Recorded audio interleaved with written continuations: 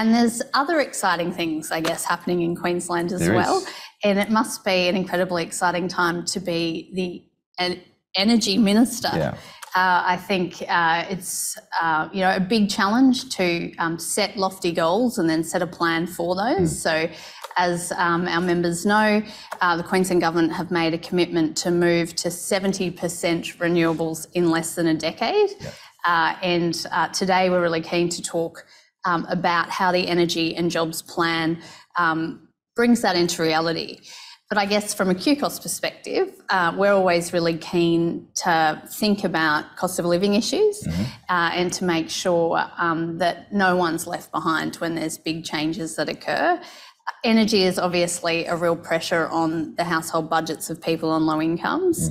So today we're really keen to sort of investigate how the Energy and Jobs Plan will deliver for people on the lowest incomes. And I think the other thing that our members are really keen to talk about is procurement. So obviously procurement of social services is something that we all grapple with all the time. So be keen to pick your brain about that too. Terrific. Well, I'm looking forward to the discussion today. And before we get started, I've brought you something. The Queensland Energy and Jobs Plan that we're going to talk about today is all about establishing our firm targets to make a transition from an economy and an energy system reliant on fossil fuels into one that relies on clean energy because it's cheaper and it also delivers Queenslanders energy security. And we'll unpack that later. But one of the things we've been doing is talking to people out in the community about the Energy and Jobs Plan so that we can get the story out there. And so I have brought along for you, this is a piece of card here. You're going to be able to punch out of that your very own little cardboard wind farm. So it's a bit of a test to see how quickly you can put that together. And there's the instructions there, but I'll let Amy do that later on. But these have been really well received. So we've been meeting with students, members of the community, industry right around the state. We had a session in King George Square just down the road here a couple of weeks ago, which was very well attended.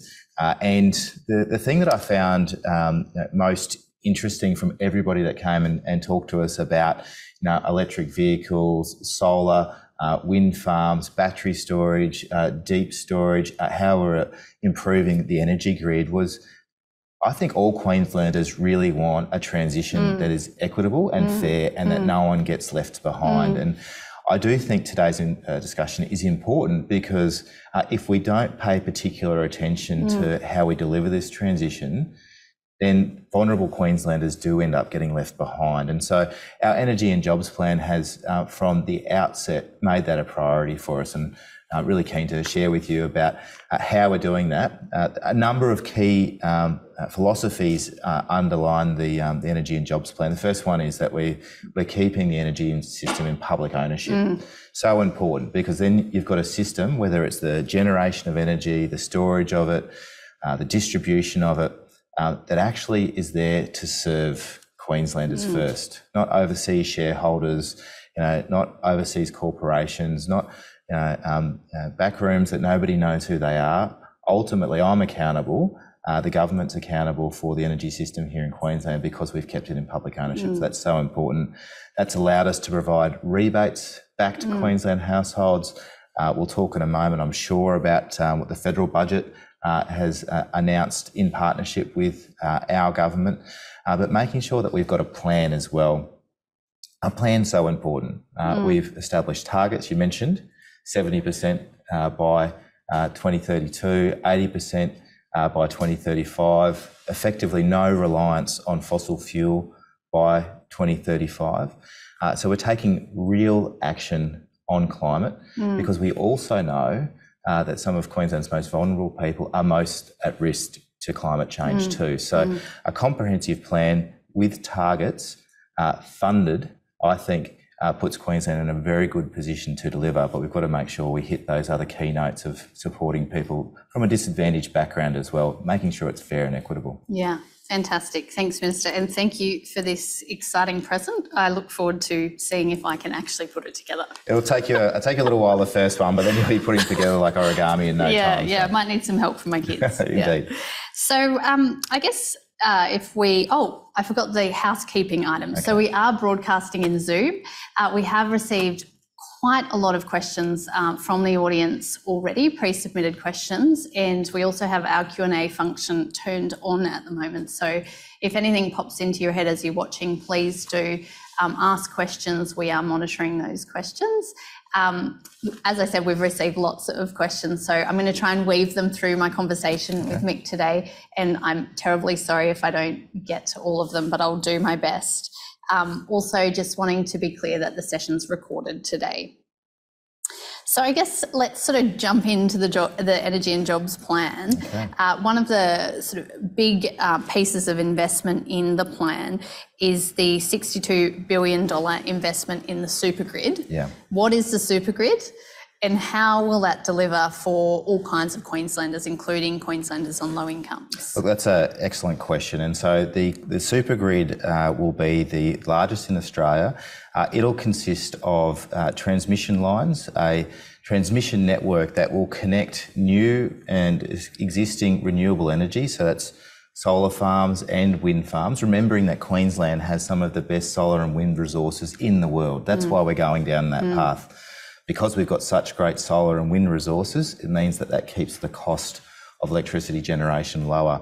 But that's in places like Western Queensland, North Queensland, Central Queensland, and where the sun is shining and the wind is blowing is not necessarily always where you need to be using that energy. And so the supergrid, 500 kV transmission lines, which are double the size of what we currently have in Queensland, will connect all of these wind farms, solar farms, and make sure that we can take the energy from where it's generated to where it's being used. So in our major capital centres and regional centres across the state, homes, businesses, but importantly also making sure that we can take it to where we need to store it.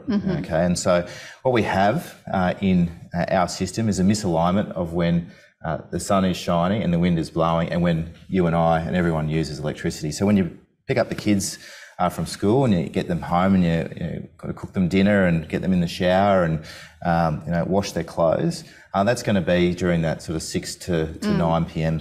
Time slot when sun's not shining and quite frankly the wind blows much later at night. So we've committed as part of the $62 billion plan to build some of the world's largest, including the world's largest hydropower projects. So there'll be two of them, one west of Gympie, one west of Mackay, and they'll basically work by taking renewable energy that's made during the day from excess solar or during the night from excess wind resources and pump water up to an upper reservoir, and that'll then use gravity when demand for electricity is high during that evening peak, meaning that we're able to bring it down through generators, distribute it across that supergrid, and make sure that we put downward pressure on prices, because the more supply of power when demand is high, the less price there is. Of course, we'll also invest in batteries too. All of these will remain publicly owned, majority public owned solar and wind, 100% public ownership of the deep storage, so the Pioneer Burdekin pumped hydro, the largest in the world, twice the size of the Snowy scheme. The Barumba pumped hydro just west of Gympie, very significant in its own right as well.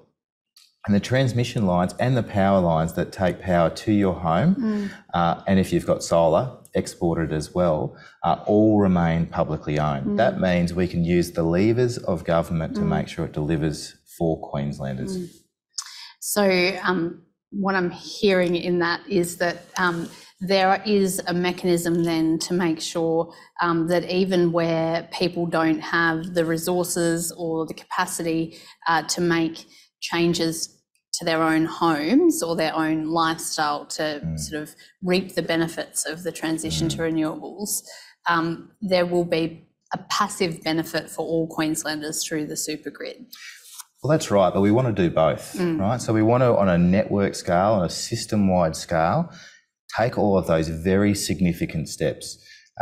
Make no mistake, this is the largest economic transition that has occurred since the Industrial Revolution. Going from a handful of high-emitting coal-fired power stations and converting them into zero emissions clean energy is a massive undertaking, and then being able to move that power around and store it. It'll create 100,000 jobs, and it will happen over that period. And we're going as fast as we can, because the sooner we can get there, the sooner we can deliver Queensland independence from volatile fossil fuel markets. Remembering that the coal that's dug out of the ground, the gas that's extracted out of the ground here in Queensland is traded on an international market. And because of the war in Ukraine and sanctions on Russia, and so therefore the unavailability of their coal and gas, that's pushing up wholesale electricity prices. We've heard an awful lot about that in the last 12 months. And I know that that's worrying a lot of families out there on the ground.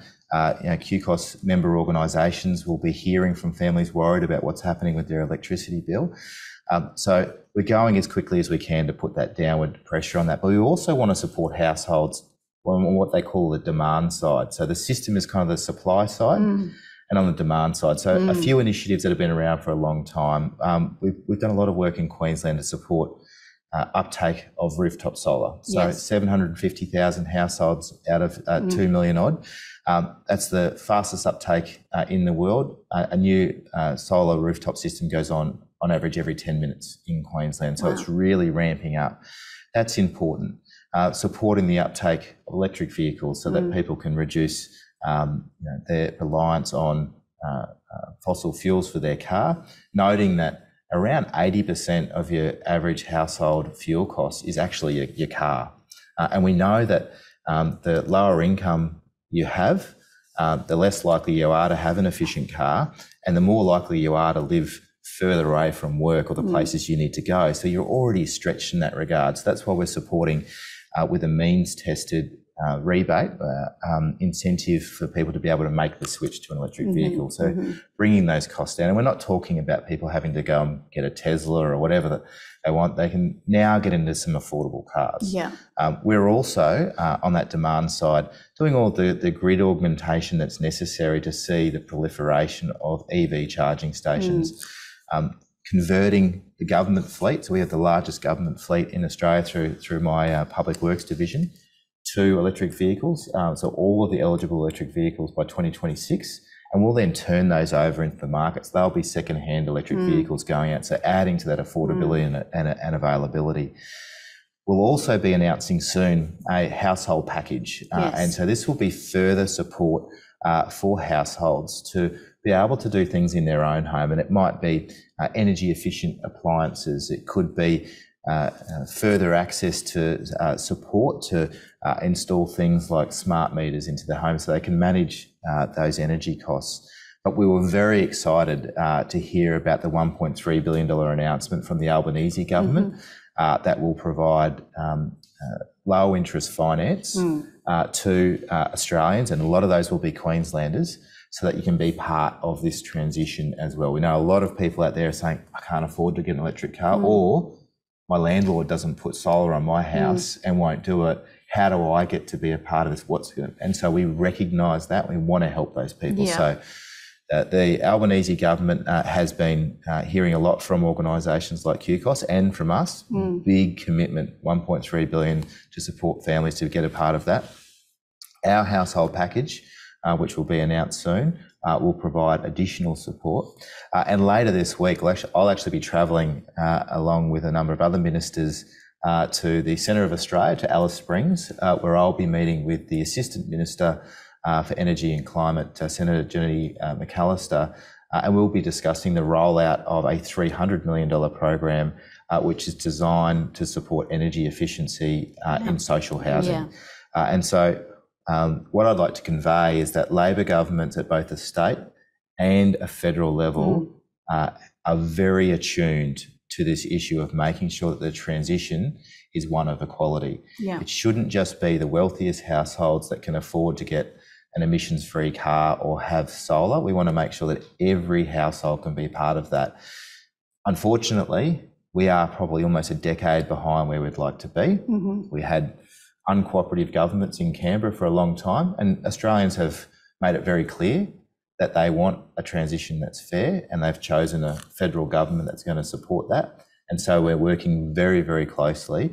And I'm very privileged to have the Treasurer of Australia in the electorate of Springwood that I represent, Jim Chalmers, And I know that Jim and I grew up, we're the same age, we grew up in the same neighbourhood, both from working class backgrounds, so we get the struggles that these families are experiencing because they're our neighbours, they're our friends and our families in our own community.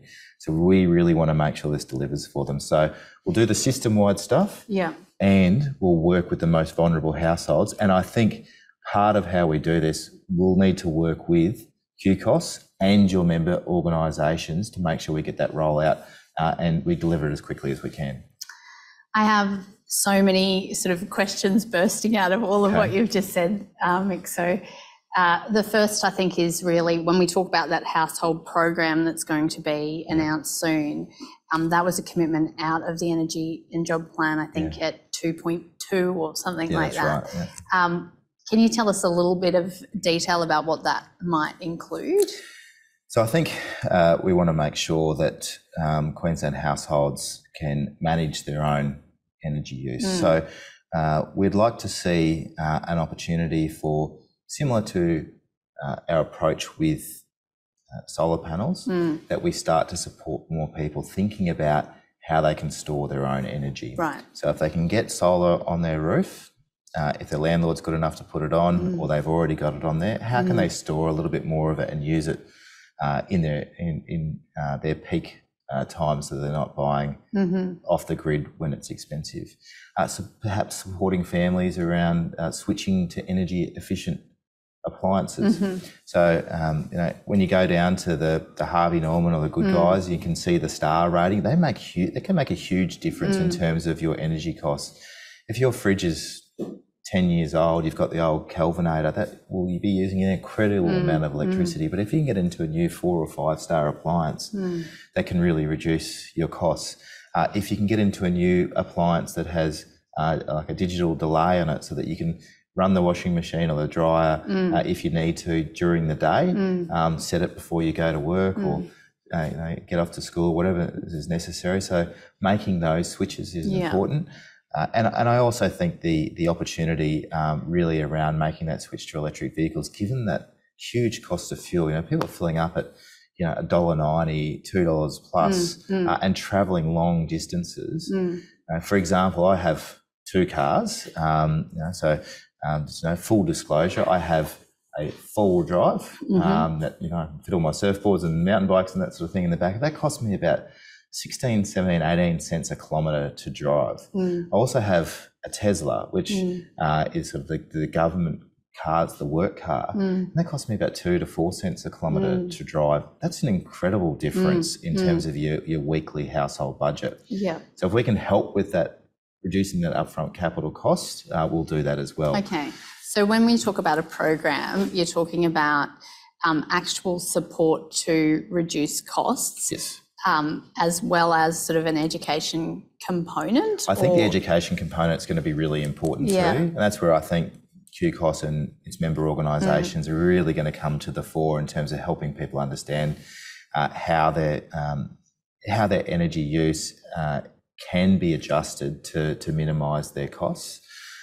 The more you understand about how the system works and how you can make it work for you, the more you can really control it. And that's what we want people to be able to do, is to take control of their energy use and make it work best for them. So there'll be some components, so helping people invest in things, support for that to reduce those costs. But then also understanding, well, when you've got those things, or whether you don't, how do you minimise your use as well? And so we're trying to pull every lever to address cost of living through the energy frame for all Queenslanders.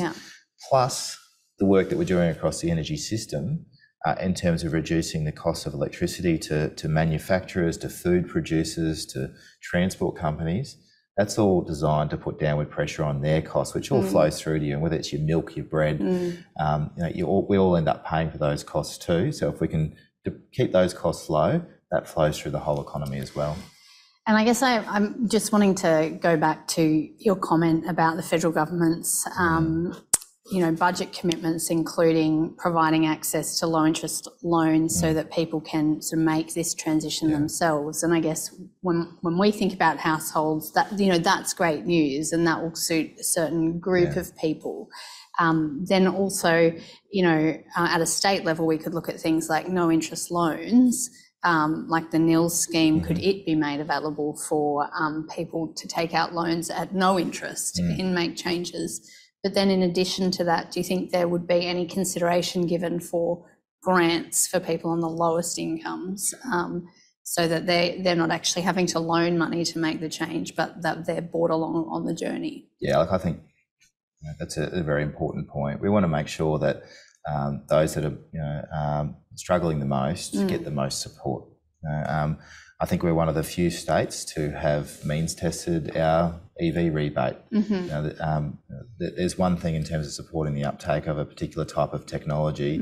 There's another thing that you'll see, and you really only see this from Labor governments, is focusing on those that need the most support and providing them with the most support. So I think that when we announce our household package and when we see the outcomes of our collaboration with the Albanese government, that I think QCOSS will be pleased in terms of that, recognise that we've covered all of those bases. That's my job over the next few weeks and months with my state and federal colleagues to make sure that we get that right, get it into in and out into homes and small businesses as well as quickly as we can. Some of the establishment of the program back of house things takes a couple of months. Just to make sure that we've got those pieces operating correctly. But we're really keen to get this on the ground as quickly as we can. We know that people are hurting already, and so we're doing everything we can. So I think Action 2.3 of the Energy and Jobs Plan talks about something that would be of particular interest to our audience, which is grants for non-government organisations, particularly to help households save on electricity bills and for organisations to provide advice and so forth. We've got a question from a viewer which talks about an education program about smart meters. So potentially that could be tied in here too. What do you envisage in terms of this program that many of our members would hopefully be delivering? Yeah. So the question from Rose, which is about running an education program, I think is an excellent one. We just announced in the Torres Strait just a few weeks ago that we'd roll out a multi-million-dollar program called Power Savvy. So that was for non-government organisations to work with residents of the Torres Strait to reduce their energy costs. So we had that was coupled with an announcement about grid augmentation to allow the uptake of more rooftop solar. And the replacement of streetlights in Torres Strait and the Northern Peninsula area. And we did that because that reduced the electricity bill for councils, and then they can put that back out into other things that matter to those local communities. And so that's an example of what I think Queenslanders will see from our program when it gets rolled out very, very soon. The other part of Rose's question, which was around time of use tariffs. So most of us will be on time of use tariffs, and that's to send a signal to us that use power during the day when it's cheap, try and avoid using it at the peak times. But the fact of the matter is, if you pick up the kids from school and you bring them home, that's when they have to eat, that's when they have to use the shower, that's when you've got to wash their clothes. You don't necessarily have a choice to do it at those other times. And so that's where supporting those families to get that storage, get those appliances that work in a different way. But if you can't see how that power and it's getting stacked up like that, it's hard to make those choices. And so you will see a design of a program that helps unpack that, remove and demystify some of those tariffs. But ultimately, the best thing that we can do is give people a home that is built, that's energy efficient to start with, that's got solar on its roof, and that they've got some storage they've got access to. You don't have to have storage in your own home necessarily. It could be, you could have a battery in your home, You could have a battery on wheels in your garage. That's a very, very sensible idea. Or we could have community batteries. And we've just rolled out 35 of those throughout Ipswich. And that's just trialling how the network's working around that. But again, there's lots of communities across Queensland where people say, oh, look, I'd like to put solar on my roof. Even the landlords say, I'd like to put solar on someone's roof, but I can't get an export for it, so they can't get a feed-in tariff. So we're investing in batteries in those communities to soak up the extra solar so that they can get more solar deployed onto rooftops. So there's so many layers to this. The Queensland energy system, we call it the super grid, and it's really because it is the most substantial energy system by length. Because if you think about how broad Queensland is and how much area we've got to cover, but such a diversity of our community as well. So we're really looking forward to making this a key element of how we support families who are struggling to manage cost of living. We've seen everything going up: your fuel, your food, healthcare costs. They're global phenomena. We want to take very local level actions, household level actions, community level actions, and then these statewide level actions under the plan too.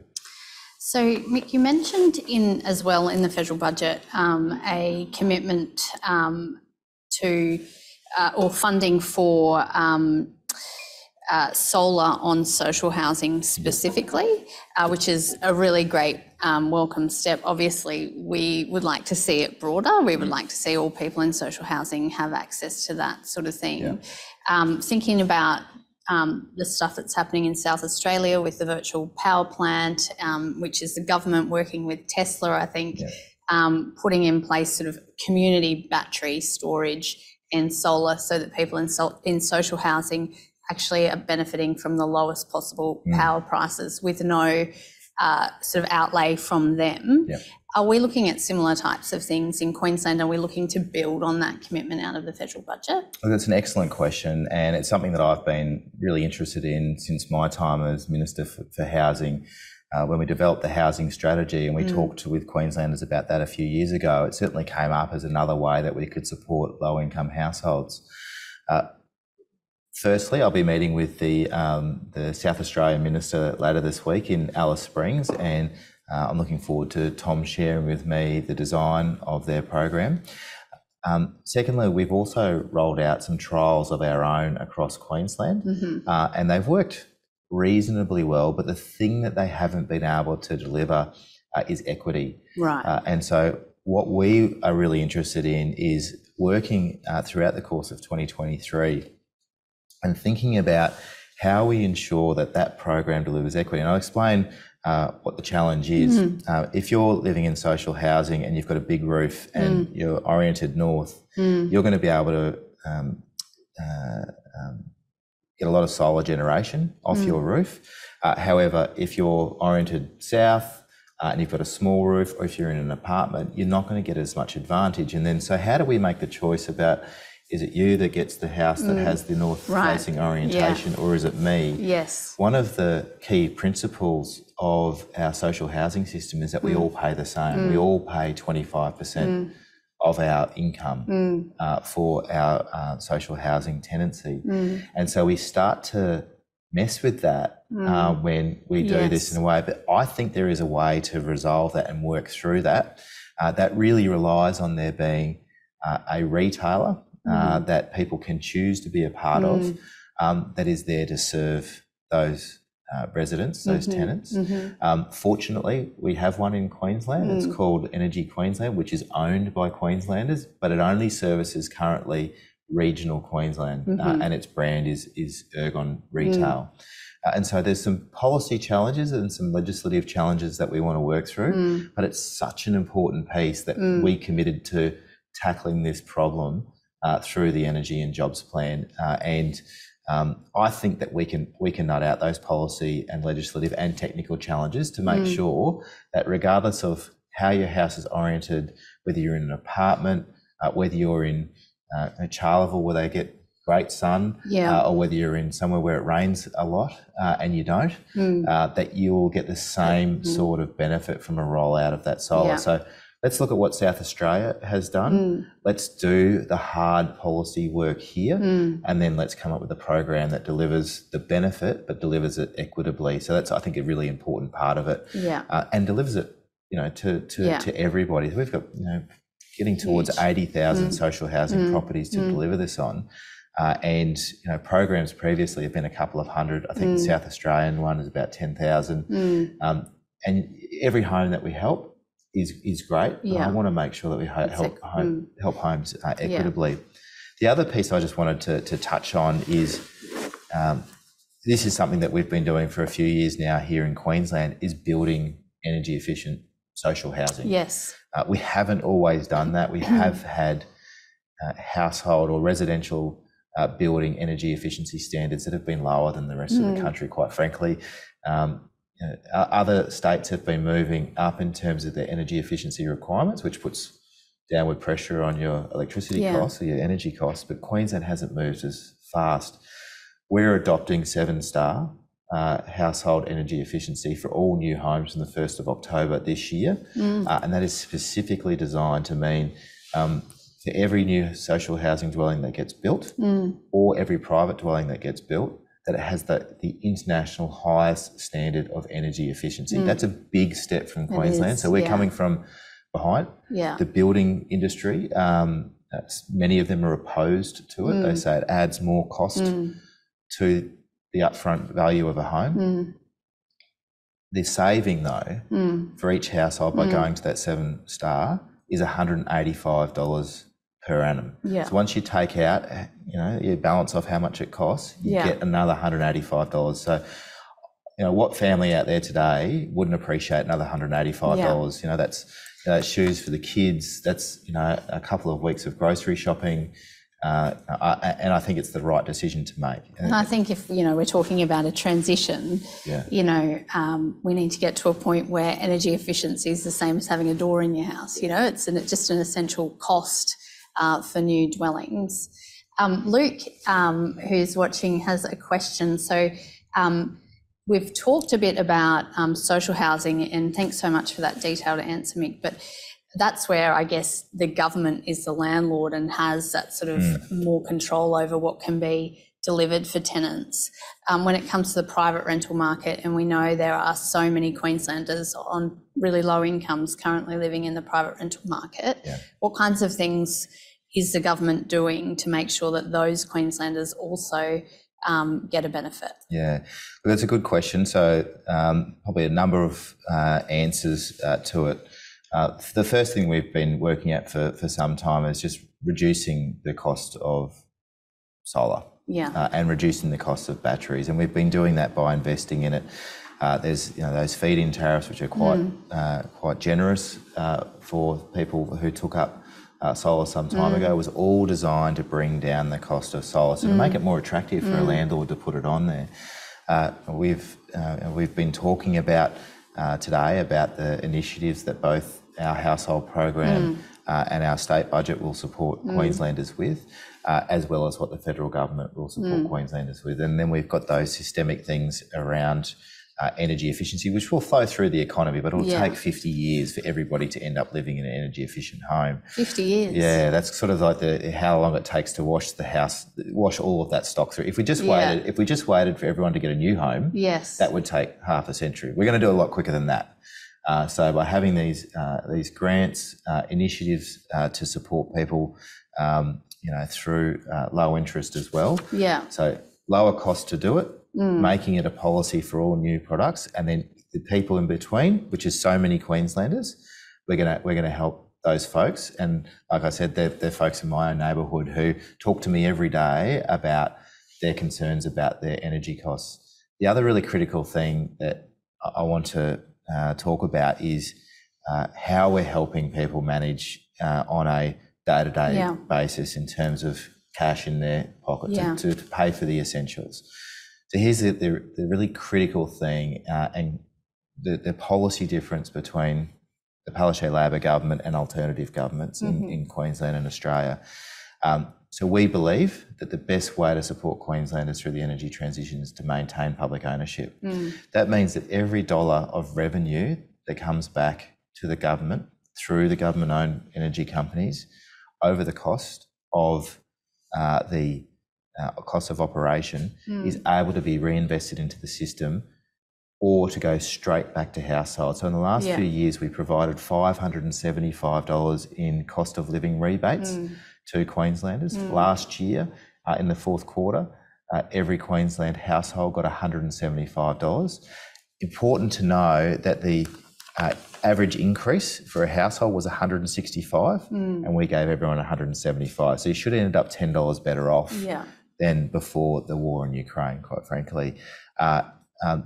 We've heard from the Albanese budget and in partnership with the Palaszczuk government that low-income households will receive a $500 rebate. Now, the Treasurer Jim Chalmers announced that. We're very, very proud to be co-funding that. So it's matched funding from the Palaszczuk government. And we can only do that, we only have that revenue available to do that because Queenslanders own their energy system. Household energy bills will not go up by as much as $500. So not only will you be able to offset the rising costs of energy, which are global factors, but you'll also be able to meet some of your other needs as well. So that's really good news. Furthermore, I've never met a politician in this country who cares more about Queensland's most vulnerable than Anastasia Palaszczuk. She has already announced that there will be an even further rebate for other households that will be larger than the $175. So there's a range of policy actions we're taking. There's a range of initiatives at a range of levels, but we know the best thing that we can do through the process is to make sure that people have enough money to pay their bills and they're not behind the eight ball. And so that's what you'll see from both Prime Minister Anthony Albanese and Premier Anastasia Palaszczuk in their budgets. So can I just be clear, we saw the Premier, and before the federal budget, sometime before the federal budget, we saw the Premier announce the $175 rebates for Queenslanders, so off our electricity bills. I think that's a broad brush discount. Then we in the federal budget, it's was a $500 rebate was announced, but those are targeted. Yes, for the most vulnerable. And broadly connected to the receipt of income support payments. Yeah, about 1.1 million households will benefit from that one. So that is in addition to? So I think we'll wait a couple of weeks to the Queensland budget to find out exactly how those work together. But I'm very confident that households across the board will be better under this Prime Minister and this Premier than they would have been otherwise, because of those decisions to retain public ownership. Imagine that's billions of dollars back into the pocket of Queensland households every year through those cash rebates. Under alternative government models, those billions of dollars actually go to overseas shareholders. That money remains here, supports jobs for Queenslanders and supports households. It's something we feel very strongly about. And so with those rebates, so good news there that, next month we'll be looking at our state budget and we might see some further bill relief for Queenslanders. Are there particular challenges with a state-based rebate to make that targeted to people on the lowest income, so bigger rebates but for people who have the least? I think you just have to work in partnership with the Commonwealth. They're very, very complex, these types of rebate arrangements, making sure that they're equitable as well. If you try and base them off the type of house they live in, it's not necessarily reflective of the individual that's there. Right. You might live in a wealthy neighbourhood but not have that income, or vice versa. And so one of the ways that we try and target those rebates is working with the Commonwealth, who has access to the data around that income support. In terms of, to give you an example, in terms of our electric vehicle rebate, we offer a $3,000 rebate to all Queenslanders, but we means test off the basis of Commonwealth data around income data for the $6,000 rebate. So we didn't want to have a situation where those that could afford to make these choices got money unnecessarily, but we also wanted to support those that couldn't afford to make those choices to have the same right to make that choice. Can I just ask, when it comes to electric vehicles, just out of curiosity, when we talked about energy efficient houses and how long it sort of takes for us to all catch up to that, how long do you reckon it'll be before we're driving around and most of the cars on the road are EVs? So we're not going to force anybody to get out of their petrol car.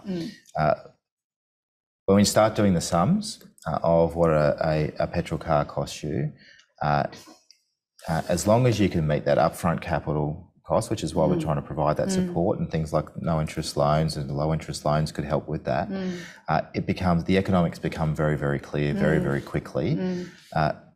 We also announced new fuel efficiency standards a few weeks ago. So Minister Chris Bowen, the Federal Minister for Energy and Climate, announced that to catch up with the rest of the world. Quite frankly, at the moment, Australia is a dumping ground for the most inefficient vehicles, and inefficiency equals high cost to operate. So when we get the fuel efficiency standard here in Australia, we catch up with the rest of the world, we'll see an influx of high quality, so more models, cheaper electric vehicle options.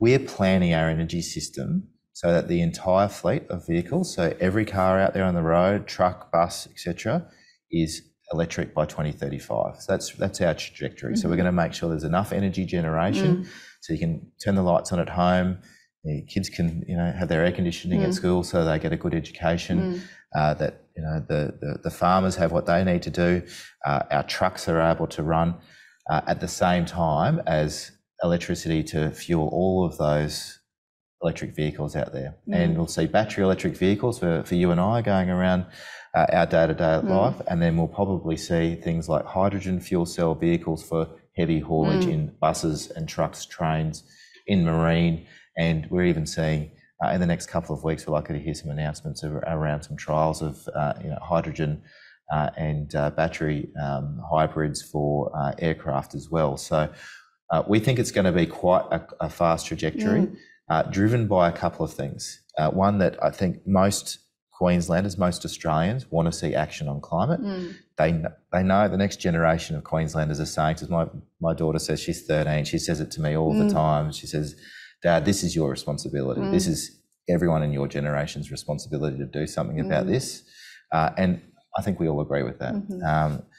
Secondly, not only is it our responsibility, it actually makes economic sense, even down to the household budget level. We just have to help people be able to make that choice. So I think people will get there, but we won't force them. But over time, I think we'll see a very rapid uptake. It really is a pretty exciting time to be Energy Minister, isn't it? When you think about what the transition that we're going to go through and how things are going to look in 10 years' time, how different things are going to look. It really is. And I feel really privileged to be in this situation. I spent many of my years before I was an elected MP working with some of the most vulnerable workforces in Queensland. So my background is as a trade union official supporting workers in the cleaning sector, in manufacturing, hospitality. And I know that those families out there across Queensland are the families that QCOSS members work with every single day. I worked as a housing minister and knew families who relied entirely on government support for their income. To be able to help them be a part of what will be an historic transition is something that is profoundly significant, I think, to all of us. It's also very exciting to think about where we sit globally. So we think about the impact of climate change on Queensland's most vulnerable. Some of Queensland's most vulnerable are most exposed to climate change as well.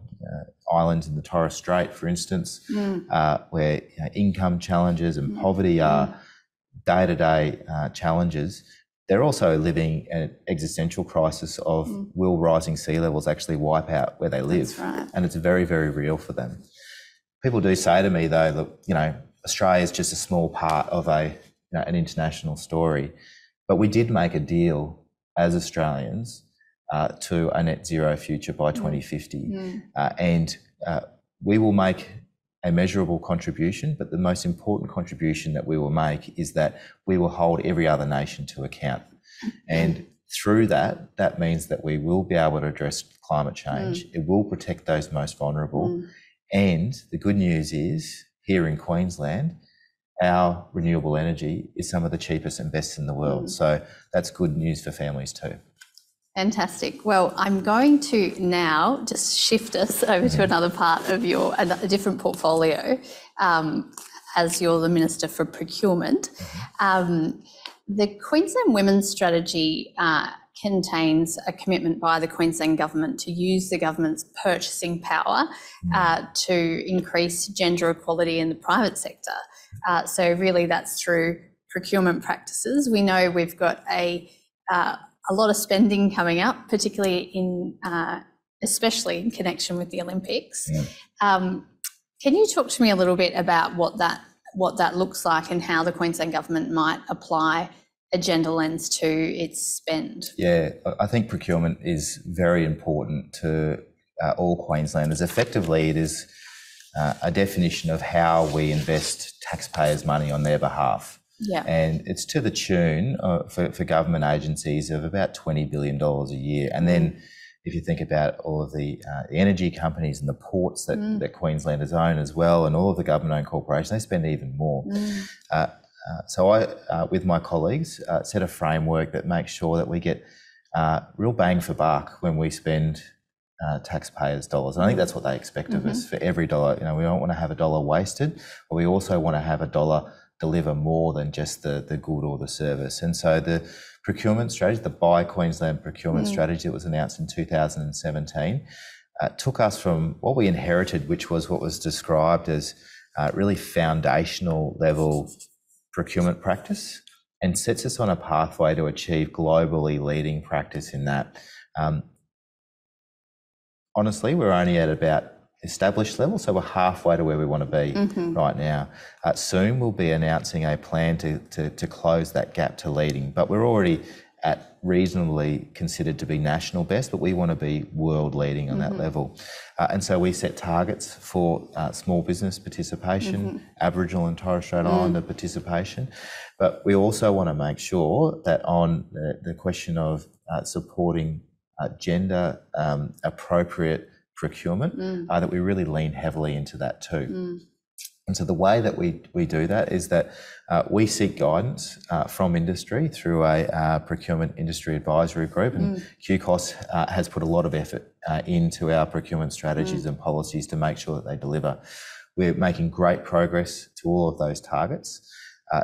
Each of our 6 categories of procurement investment, whether it's social services, transport, medical supplies, general goods and services, building, capital maintenance, etc., provides to government a category strategy. And they say that this is our strategy for achieving the government's objectives around making sure that Queenslanders have a good, decent, secure job, making sure that we only do business with ethical suppliers. And then we start to unpack, well, what does an ethical supplier mean? And that's where gender equality really comes to the fore. So we have very high expectations of the businesses that tender to government, that we invest with, that they have very good practice and policy in relation to gender equality, that they have leading practice in terms of supporting women experiencing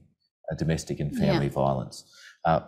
In addition to our procurement approach, though, as well, I think it's also important to really acknowledge the work that the Premier and the Minister for Women, Shannon Fentiman, have done in terms of their promotion of the women's strategy.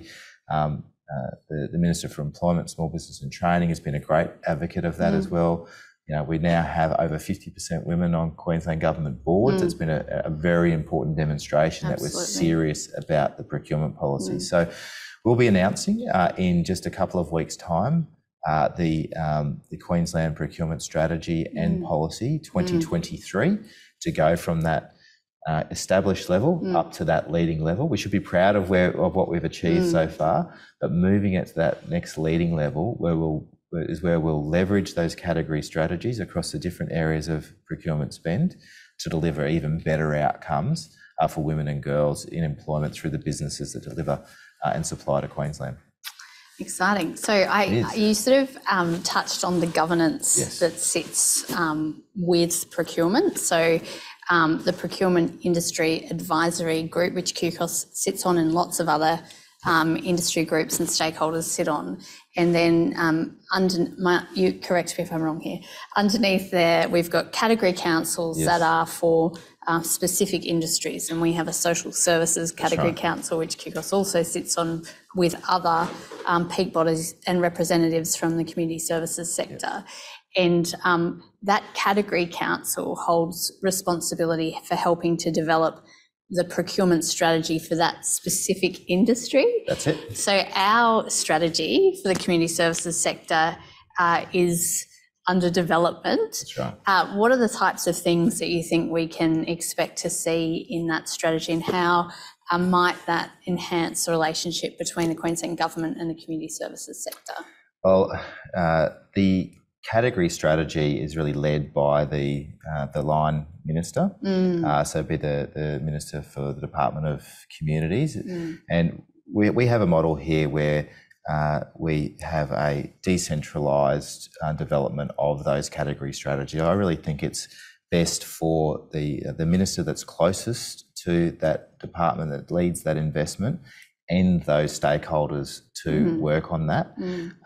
Generally speaking though, I know that the posture that all of the strategies will come to us with will be about advancing our agenda in terms of supporting gender equality in Queensland. They're going to want to see businesses that are demonstrating, actively demonstrating women in leadership positions, that they're actively demonstrating pay equity, that they're actively demonstrating avoidance of practices in their workplaces that lead to poor financial and social outcomes for women. So we'll want to be seeing less casualised workforce. So we want to be seeing less underemployment practices in the businesses that tender to the Queensland Government. So I can't say specifically because that's the role of the minister, but I'm pretty confident that with your advocacy and the others in and around those categories, that they're the types of results that we'd like to see. And I think the success of the Buy Queensland procurement story is a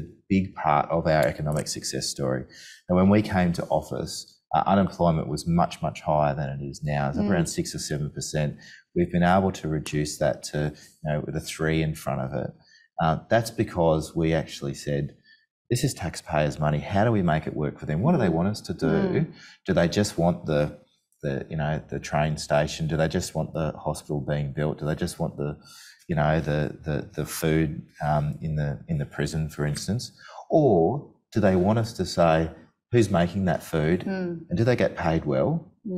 Are they a Queenslander? Are they local to that area? Do they have a decent, secure job that they can feed their family, that they can make investment decisions like getting their own home? And our answer is yes. And that is a way of thinking about delivering services to Queenslanders that takes an incredible amount of effort to work that policy, make sure it happens in a framework of real probity and fairness for industry too. But industry has come on a real journey with us, and you've been around that table. And I think 5 or 6 years ago, they were very reluctant to engage with us on this. But I think a lot has changed in the global economy too, that now the labour market's changed, and businesses know that if they're going to have a good, stable workforce, they have to sell more than just their business and a wage each week. They need to sell something more than that, which is making a real difference. And so they're at the table now. And so I think we've set the standard. Our task now is to continue to uplift that and see even better results. Well, Mick, we're just about out of time, but can I say it was a very uplifting conversation. I think you've painted a future coloured with lots of optimism, which is a really nice thing, a really nice characteristic of a conversation with government. QCOSS has partnered with the Conservation Council and other organisations on a campaign about alleviating cost of living pressures in the context of a transition to renewables, which we're all really supportive and excited about. So if people are interested, please go onto the Power Together website and sign up. We know there are some really good things happening in Queensland and indeed in Australia, both through federal government and state government initiatives, but we also have a responsibility to make sure that people on the lowest incomes don't get left behind, and so that we can all go together into this very optimistic future that the Minister has so eloquently painted for us today. Minister, thank you so much for being so generous with your time today. It's a real pleasure, and I look forward to working with QCOSS. And can I just say to all of the member organisations, everybody out there who works in the non-government sector, community organisations, large and small, right across this state, thank you for everything that you do.